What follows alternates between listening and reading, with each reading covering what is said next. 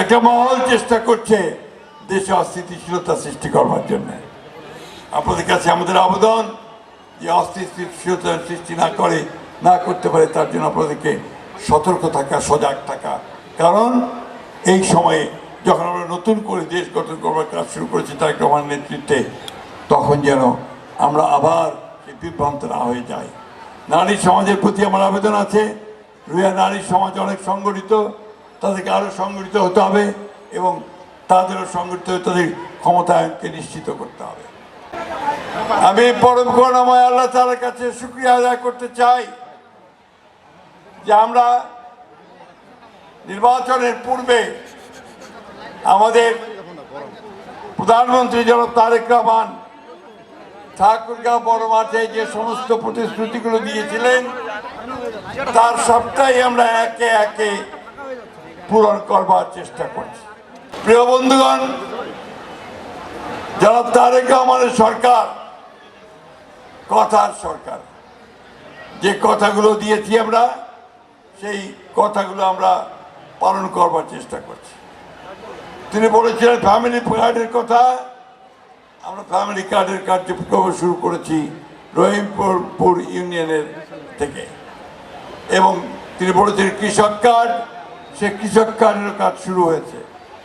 খাল খনন কর্মসূচি, সেই খাল খনন কর্মসূচি শুরু হয়েছে। অন্যান্য কথাগুলো যে কথাগুলো তিনি দিয়েছিলেন প্রত্যেকটি পূরণ করবার জন্য আমরা ইতিমধ্যে এই কাজগুলো শুরু করেছি। প্রিয় ভাই বোনেরা, আপনারা দেখেছেন এই সরকারের বয়স মাত্র 3 মাস। এই 3 মাসের মধ্যে আমরা কাজ করার চেষ্টা করেছি। আমি এই মঞ্চে দাঁড়িয়ে আপনাদের রুইয়ার কয়েকজন বিশিষ্ট ব্যক্তিবর্গের কথা স্মরণ করতে চাই যারা এই রুইয়ার জন্য অনেক কাজ করেছেন, অতীতে করেছেন, তারা এখন আমাদের মাঝে নাই।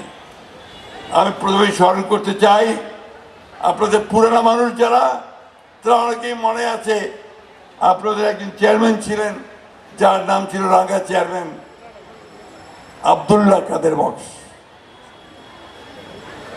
আপনাদের মনে আছে সেই তার কথা, রাঙ্গা চেয়ারম্যান বলতেন আপনারা, তাই না?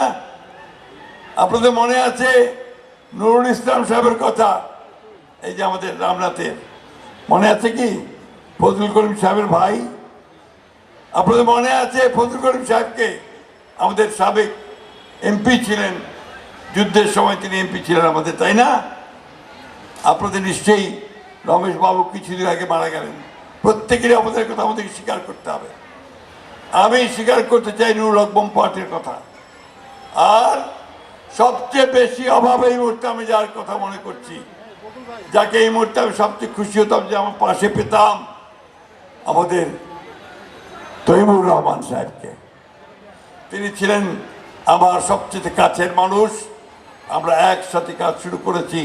সেই তৈমুর রহমান সাহেব, দুর্ভাগ্য আমাদের যে ফ্যাসিস্ট সরকার চলে যাওয়ার মতো অল্প কিছুদিন আগেই তিনি বোম্বাইতে ক্যান্সার হসপিটালে তিনি আমাদের ছেড়ে চলে যান। আজকের এই শুভ দিনে, যেদিন আমাদের রুইয়াবাসীর একটা আকাঙ্ক্ষা পূরণ হতে চলেছে, তাদের স্বপ্ন পূরণ হতে চলেছে, সেই স্বপ্ন পূরণের দিন, এবং আমাদের এখানে আমরা তাদেরকে পাশে পাচ্ছি না। আর একজনকে আমি বারবার স্মরণ করি, যাকে আমরা আমাদের পাশে পেয়েছি সব সময়, আমাদের আগের নেতা জনাব মোস্তফা কামাল সাহেব। আরো অনেকেই আছেন যারা আমাদের ছেড়ে চলে গেছেন। আমি এখন আছি আল্লাহর অশেষ রহমতে, এখনো চলার চেষ্টা করছি।